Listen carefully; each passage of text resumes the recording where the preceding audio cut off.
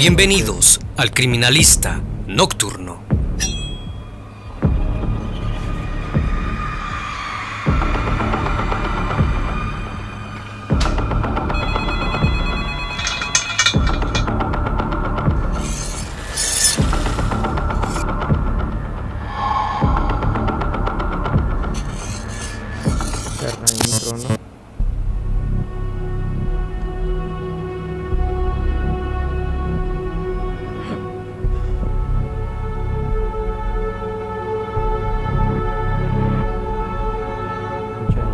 El 15 de enero de 1947, a las 8:40, Betty Bersinger caminaba junto a su pequeña hija por Leimert Park, un distrito del sur de Los Ángeles, en un descampado de la avenida Norton, entre las calles Coliseum y West 39, cuando de pronto observó lo que creía era un maniquí roto. Lo que no sabía era que se encontraba ante uno de los hallazgos más macabros de la historia criminal, ya que lo que estaba observando no era un maniquí, sino el cuerpo de Elizabeth Short. Una historia de belleza, fama, ambición y un trágico final que dejó al descubierto el costado más oscuro de la sociedad norteamericana de posguerra.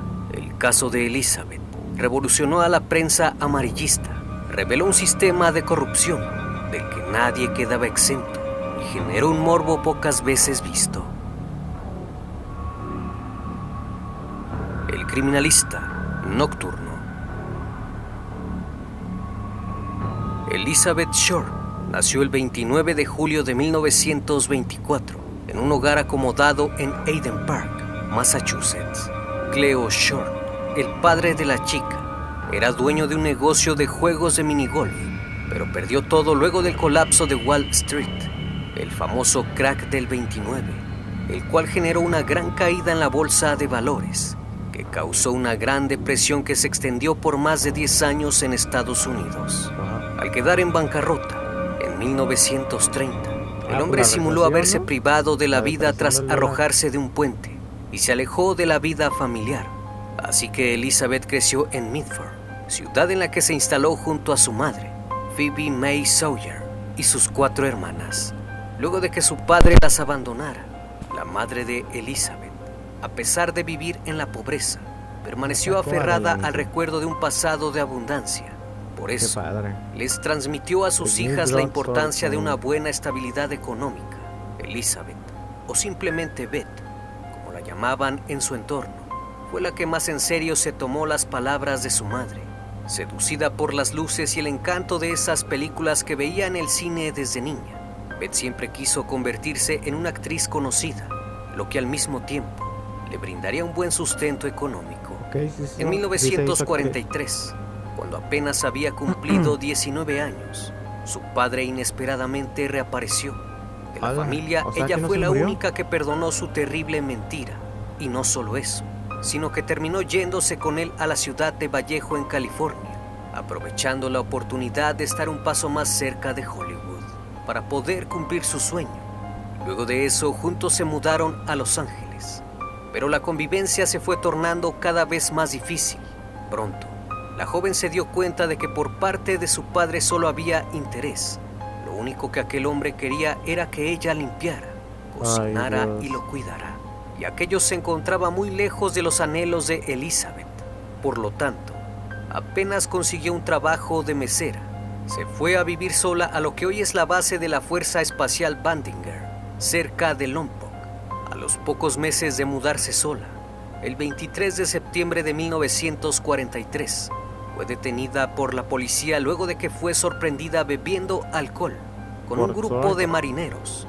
Esto debido a que la edad mínima para beber... No, luego creo que antes lo que era ilegal la cerveza como tal. Creo que antes en Estados Unidos lo único que se tomaba era el vino, según yo. Porque me acuerdo que decían que varias frutas o como guardas verduras que cocinaba la gente de saben, afroamericana, pues era como comida sucia, como la sandía y cosas así. Y pues creo que la cerveza como tal era ilegal por lo mismo de que no querían que le quitaran como que el puesto, como la venta al vino. Y que según yo, El... Fue uno de estos vatos que hasta les hicieron películas mafiosos de Estados Unidos. Según esos, no me acuerdo si es el Montana, el Padrino o el Scarface. Creo que es el Padrino, ¿no? O no me acuerdo. Pero fue uno de esos vatos que quiso como pasar de ilegal cerveza de México para Estados Unidos y así. Entonces, también tiene su historia. Y está interesante. En California es de 21 años. Una vez detenida le abrieron un expediente y la mandaron de vuelta a Midford con su madre. Durante los 3 años siguientes, su vida fluctuó entre California, la casa de su madre, y Miami, un lugar que le resultaba familiar, ya que ahí pasaba los veranos cuando era niña. Justamente en Florida conoció a Matthew Gordon, un piloto de la Fuerza Aérea, que no tardó en proponerle casamiento. Sin embargo, y como una especie de oscuro presagio, aquel muchacho falleció después de un accidente aéreo en agosto de 1945. Tras su pérdida, Elizabeth no guardó luto y a principios de 1946, la joven viajó al sur de California para retomar una antigua relación con el teniente Fluking, a quien había conocido durante la guerra. Sin embargo, las cosas no funcionaron como ella esperaba, así que al poco tiempo se separaron. Elizabeth Short pasó sus últimos 6 meses en Los Ángeles, trabajando de lo que conseguía y durmiendo en hoteles baratos o pensiones de mala reputación. Lo poco que ganaba lo invertía en ropa y maquillaje, y poco a poco comenzó a vestirse de negro, lo cual contrastaba con su piel extremadamente blanca, dándole un look de vampiresca que creía la destacaba del resto. Debido en parte a sus cabellos de un negro azabache, de día, Elizabeth Short era camarera. De noche, recorría hoteles de lujo, bares de moda y clubs nocturnos dejándose ver. Estaba convencida de que el golpe de suerte al fin llegaría, pero sin duda, jamás imaginó que su búsqueda terminaría en un terrible final. Como que quería encontrar marido, ¿da? El 9 de enero de 1947, Beth tomó una copa en el mítico Hotel Cecil, ubicado en el centro de Los Ángeles, y salió de ahí a eso de las 10 de la noche. Cruzó el lobby, pasó por la puerta y salió a la calle. Esa fue la última vez que se le vio con vida. 6 días después de aquella copa, en el Hotel Cecil, Betty Bersinger salía a caminar por Leimert Park y descubriría el cuerpo de Elizabeth Short. Sus restos habían sido llevados hasta ese baldío y estaban acomodados de una forma muy extraña. El cuerpo, al cual le habían drenado hasta la última gota de sangre, se hallaba cortado por la cintura a la perfección. Fue hallado en posición de cúbito dorsal o boca arriba. En concreto, había sido sometida a una hemicorporectomía, es decir, había sido seccionada por la mitad a la altura de la espina lumbar, en la única parte que puede ser cortado sin romper un hueso. Sus brazos estaban doblados en ángulo de tal manera que sus manos quedaban por encima de la cabeza. Estaba golpeada, quemada con cigarrillos, y la necropsia concluyó que había sido torturada durante al menos 3 días. Le habían extirpado el corazón, el vaso y los intestinos. Su pecho izquierdo estaba cortado. Su parte íntima estaba bloqueada por un trozo de su muslo izquierdo. En la pelvis había un gran corte. Sus piernas habían sido fracturadas. Y en uno de sus muslos había grabadas 2 letras con un cuchillo. La A, la B y la D. Tanto los tobillos como las muñecas se encontraban marcadas por una cuerda, sugiriendo que había permanecido maniatada, aunque el cráneo no estaba fracturado. Como último detalle siniestro, su rostro estaba lacerado, tajeado desde la comisura de los labios hasta las orejas, imitando ese horrendo corte que se conoce como la sonrisa de Gaslow, dejando una cicatriz semejante a una sonrisa. Se determinó que la causa del deceso fue la gran pérdida de sangre, como consecuencia de las heridas sufridas en su cara y un trauma cerebral. El análisis posterior estableció que habían lavado el cuerpo presumiblemente para borrar las huellas, ya que al momento de ser encontrada tenía los dedos arrugados, lo cual dificultó la toma de las huellas dactilares. Pese a la dificultad que esto representó, lograron tomar la ficha dactiloscópica y gracias a su anterior detención, lograron identificar a la víctima como Elizabeth Short. Una vez sabiendo a quién correspondía el cuerpo, llamaron al progenitor de la chica. Sin embargo, el padre de Elizabeth se negó a reconocer el cuerpo, porque esto era muy duro para él. Así que lograron contactar a la madre de la joven para que se presentara a reconocer el cuerpo de su hija. El reconocimiento fue inmediato y el gran dolor que le provocó esto a la familia fue insuperable.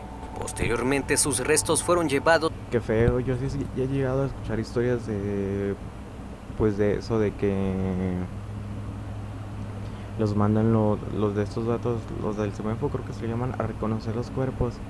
Y pues es de que los ves ahí entre todos los cuerpos que tienen como en camillas, en mesitas así. Y pues ya tienen el cuerpo casi todo putrefacto. O sea, ahí les hacen cosas como que los arreglan, ¿no? Pero de todos modos se siguen viendo mal y es como, pues, qué feo ha de ser ver eso. Al cementerio en Mountain View, en Oakland, California. En el lugar del hallazgo, la policía encontró algunas pistas donde descansaba el cuerpo. Una huella de zapato hundida en la tierra, marcas de neumáticos de un auto y una bolsa de cemento con restos de agua ensangrentada. Un residente local mencionó a los uniformados que cerca de las 6:30 de la mañana pudo ver un auto que estaba aparcado en el lugar donde fue hallado el cuerpo. No obstante, debido a las altas hierbas que rodeaban la parcela, le habían impedido ver más. Aquel asesinato conmocionó a toda la ciudad y pronto los principales diarios se adueñaron del crimen. No tardaron en inventarle a Beth una vida de alcohol, escándalo y desenfreno que nunca se comprobó. Le crearon una historia de excesos que no le era propia. Tanto fue así que su verdadero nombre cayó en el olvido y Elizabeth dejó de ser Elizabeth y se convirtió en la Dalia Negra.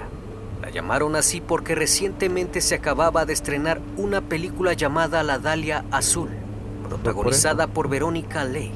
El film trata sobre la desaparición y el asesinato de una joven, el cual debido a la similitud del crimen plantó la idea, junto con la característica vestimenta en color negro. Por ello decidieron llamarla la Dalia Negra, y sin saberlo, ella había logrado ser famosa. El morbo del suceso, la grotesca y teatral escena del crimen y la desnaturalización del caso por parte de la prensa entorpecieron la investigación y generaron una catarata de denuncias que desbordó a la policía de Los Ángeles. Entre la enorme cantidad de testimonios que se recabaron, había algunos que incluso se autoincriminaban como asesinos, y si no eran ellos, había sido algún pariente cercano. Los numerosos datos falsos que recibieron los investigadores, sumados a los rumores que dejaba correr la prensa, solo pusieron más trabas en el caso. La demora en conseguir resultados exasperó al asesino, o por lo menos a alguien que decía serlo. Fue así que el 23 de enero de 1947... O sea que el asesino quería que lo encontraran el supuesto autor del crimen llamó al director de Los Angeles Examiner para decirle que estaba preocupado porque consideraba que no estaban tratando bien el tema y ofreció enviar objetos de la joven. Al día siguiente, llegó un paquete al diario. Dentro estaba el certificado de nacimiento de Beth, fotos, tarjetas, recortes que informaban el fallecimiento de su novio piloto y una agenda. En algún momento entre el 10 y el 15 de enero, los días en los que estuvo desaparecida, quien fuese que la hubiera asesinado, retiró la valija de la estación de ómnibus sin que nadie se diera cuenta. Eso explica cómo era que las pertenencias de la joven estaban en su poder. La agenda de Elizabeth fue estudiada meticulosamente y cada uno de los hombres que figuraban en ella fueron investigados. Solo 3 habían llegado a acostarse con la joven. En la tapa de aquella agenda aparecía anotado un nombre: Mark Hansen. Mark Hansen era el dueño de un club nocturno al que ella solía ir. Él había visto el 8 de enero y se comunicaron telefónicamente al día siguiente. Él y su novia eran amigos de Elizabeth e incluso la habían alojado en su casa varias veces cuando ella no tenía dinero para pagar una habitación. Mark admitió que había intentado tener intimidad con la joven, pero no había tenido éxito. El último nombre que aparecía en la agenda de la chica era el de Robert Manley, un muchacho de 25 años que estaba casado. Él le dijo a la policía que había encontrado a la muchacha caminando el 8 de enero y que como ella no tenía un lugar donde dormir, la llevó a un motel. Robert aseguró que esa noche no había pasado nada. Por la mañana la llevó a la terminal de autobuses a dejar su equipaje en consigna y luego la había dejado en el centro de la ciudad cerca del Hotel Cecil, a eso de las 6:15. Al comienzo de la investigación, Robert Manley fue el principal sospechoso, pero su mujer aseguró que él había estado con ella la noche del 9 de enero. Además, el hombre pasó el detector de mentiras y el suero de la verdad, una ¿El suero de la medicación verdad? psicoactiva ¿Eso sí que se ha existía? usado ocasionalmente en algunos casos ¡Hala! para conseguir confesiones. Tras efectuar un par de llamadas telefónicas, a las 10 de la noche, el recepcionista del hotel la vio cruzar el vestíbulo y salir para nunca más volver. La historia se volvía cada vez más compleja. El límite entre la verdad y la mentira era cada vez más difuso. Llegó a haber 22 sospechosos y 250 agentes trabajando en la investigación, pero ninguna pista parecía avanzar. Nadie estaba exento. Incluso el padre de Beth fue investigado. Por si fuera poco la confusión, la prensa hizo circular versiones en las que hasta Orson Welles y el artista Man Ray quedaban en la mira. Hasta se llegó a decir que Elizabeth había sido una presa codiciada para la filmación de un snuff movie, término que se utiliza para nombrar a las películas que incluyen grabaciones de asesinatos reales. Quienquiera que fuera la persona que había escrito al director de Los Angeles Examiner, durante mucho tiempo siguió mandando cartas al periódico y las firmaba como el vengador de la Dalia Negra. Para algunos, el fallecimiento de Elizabeth Short había sido el resultado de una cita violenta. Para otros, parte de un juego de perversiones. Lo cierto es que pasaron más de 50 años y el interés por la Dalia Negra se fue diluyendo. O sea, que fue Ninguna como, pista llevó a fue nada. como una El investigación que crimen hicieron quedó varias sin gente, resolver, como gente hasta que en el año normal. 1999 ocurrió algo. Steve Odell, un detective de homicidios de la ciudad de Los Ángeles, estaba ordenando las pertenencias de su padre George, que había fallecido poco antes. Guardando unos álbums fotográficos, se topó con dos imágenes de una mujer desconocida para él. Tenía cabello oscuro y ojos claros. La encontró muy parecida a aquella joven brutalmente asesinada y cercenada que habían llamado la Dalia Negra. De esta manera decidió investigar de manera profesional y fue recolectando pruebas. Buscó las cartas de su padre y las comparó con la letra de las que había enviado el supuesto asesino de Elizabeth Short a la prensa. La caligrafía era muy parecida. Envió todo al FBI y solicitó acceso a los archivos del caso. Las primeras conclusiones de los peritos de reconocimiento facial y de los grafólogos no fueron concluyentes. Y además, la familia de Short negó que fuera Elizabeth la mujer que aparecía en las fotografías de George Odell. Steve, a pesar de eso, siguió adelante con su investigación privada y continuó hallando indicios significativos. En la casa de George, encontró un recibo de compra de aquella época por 10 bolsas de cemento. Eran bolsas del mismo tamaño y marca que la encontrada en la escena del crimen con restos de sangre. A su juicio, el asesino había trasladado el cuerpo en aquella bolsa. Por otro lado, su padre había tenido un consultorio a solo 2 cuadras del Hotel Cecil, donde se había visto por última vez a Elizabeth Short. Y lo más siniestro era que George Odell era médico cirujano y tenía todos los conocimientos necesarios para explicar lo practicado en el cuerpo. Solo un experto médico había sido capaz de dejar el cuerpo en el estado en el que fue encontrado. Descubrió además que el auto que los vecinos dijeron haber visto en el parque, cerca del baldío, era muy parecido al que tenía George y del mismo color negro. Ellos habían declarado que el vehículo parecía ser un Ford Sedan del año 36 y que George Odell conducía un Packard Sedan negro del mismo año. Además, había dispuesto del tiempo necesario porque su familia estaba de viaje para la fecha del crimen. y el conocido médico se había quedado solo en su mansión. En esa casa solía haber fiestas íntimas de desenfreno, con jóvenes aspirantes a ser actrices que querían mezclarse con la farándula.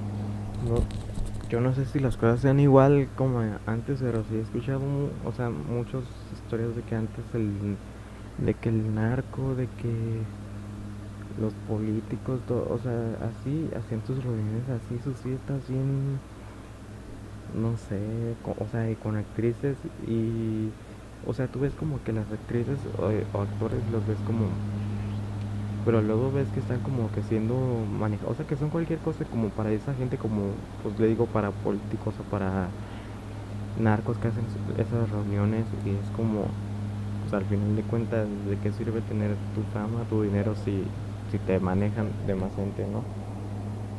De Los Ángeles. Según Steve, en el sótano de la casona en la que había vivido con sus hermanos, Elizabeth habría sido retenida contra su voluntad, torturada y seccionada en partes. Por último, estaba la macabra posición del cuerpo de la víctima, que le recordaba a Steve Odell, el cuadro El Minotauro, del autor surrealista Man Ray. Curiosamente, ese pintor había sido amigo cercano del doctor George Odell. Steve veía la puesta en escena del cuerpo en una obra surrealista, ejecutada por su propio padre. A todo esto, se le sumaron testigos de la época, que afirmaron haber visto juntos a George y a Elizabeth. Incluso uno de ellos aseguró que eran amantes. Steve se contactó con su media hermana mayor, Tamar Odell, para saber un poco más sobre su padre. Entonces se enteró que ella había denunciado a George por abusar de ella cuando tenía 14 años y había declarado que él la había hecho participar en actos deplorables. Sin embargo, no ocurrió nada y su padre fue exonerado. Entonces Tamar le contó a Steve algo que resultó clave para su investigación. En aquel entonces, cuando ella estaba denunciando a su padre en las dependencias policiales, había escuchado a los policías decir que George había sido sospechoso en el caso de Elizabeth Short. La investigación de Steve Odell fue volcada en un libro exitoso que fue publicado el 10 de abril de 2003, Historia verdadera, El vengador de la Dalia Negra. Las ediciones posteriores, en 2004 y 2006, tuvieron capítulos añadidos con nuevas pistas y más información. La publicación fue un bestseller, es decir, un éxito en ventas, y atrajo más revelaciones. Steve López, un columnista de Los Ángeles, le requirió al fiscal del caso más información para un artículo que estaba escribiendo. La sorpresa fue enorme, porque consiguió acceso a una carpeta que ni siquiera Steve Odell conocía y que había sido recopilada por el teniente Frank Jemison, uno de los investigadores. Ahí estaba la confirmación. Los policías habían tenido firmemente en la mira a 6 sospechosos. Uno de ellos era George Odell. En esa misma carpeta se revelaba que el médico había estado bajo vigilancia desde el 18 de febrero de 1950 hasta el 27 de marzo del mismo año. Habían logrado instalar 2 micrófonos ocultos en su casa, que eran chequeados en forma permanente por 18 detectives. También estaban grabadas unas declaraciones de su padre, del 19 de febrero de 1950. El sospechoso decía: «Date cuenta de que no había nada que pudiese hacer. Puse una almohada sobre su cabeza y la tapé con una sábana. Conseguí un taxi. Falleció a las 12:59. Pensaron que había algo extraño. Bueno, ahora pueden haberlo descubierto. La asesiné». En otra parte de la cinta, el médico afirma: «Suponiendo que hubiese asesinado a la Dalia Negra, no pueden demostrarlo ya. Ya no pueden hablar con mi secretaria porque falleció». En otros fragmentos se escuchan gritos de una mujer que es golpeada y se oye a George decir a otra persona: «No dejes rastros». Pero ¿por qué George Odell había privado de la vida a Elizabeth Short? Para Steve, fue un crimen pasional. Elizabeth y Odell se habían conocido en 1946. Él estaba fascinado con la belleza de la Jeffrey joven Duffman, ¿no? y Algo ella así. con los favores de su nuevo amigo. No era el hombre de su vida y lo sabía. No obstante, se dejaba ayudar económicamente y envolver en su mundo de lujo. Él sabía que no era correspondido, pero aún así siempre la complacía. Tiempo después, parecía ser que le había propuesto matrimonio y la muchacha, sin querer herir sus sentimientos, le había dicho que lo pensaría. Así alimentó las esperanzas de un hombre que, cuando vio que no era aceptado, la asesinó por celos. Steve no cree que su padre haya asesinado únicamente a Elizabeth Short. Sospecha de mucho más crímenes, entre ellos los siguientes 3. Lois Springer, a quien se halló sin vida en junio de 1949, muy cerca de donde se había encontrado el cuerpo de Elizabeth. La actriz Jean Elizabeth Spangler, desaparecida en octubre de 1949 y jamás encontrada. Se sabe que estaba embarazada de pocas semanas, que quería hacerse un aborto y que se había puesto en contacto con un médico. Su cartera fue hallada cerca de la casona de los Odell. Jean French era una actriz novata que fue asesinada en febrero de 1947, 4 semanas después que Elizabeth Short.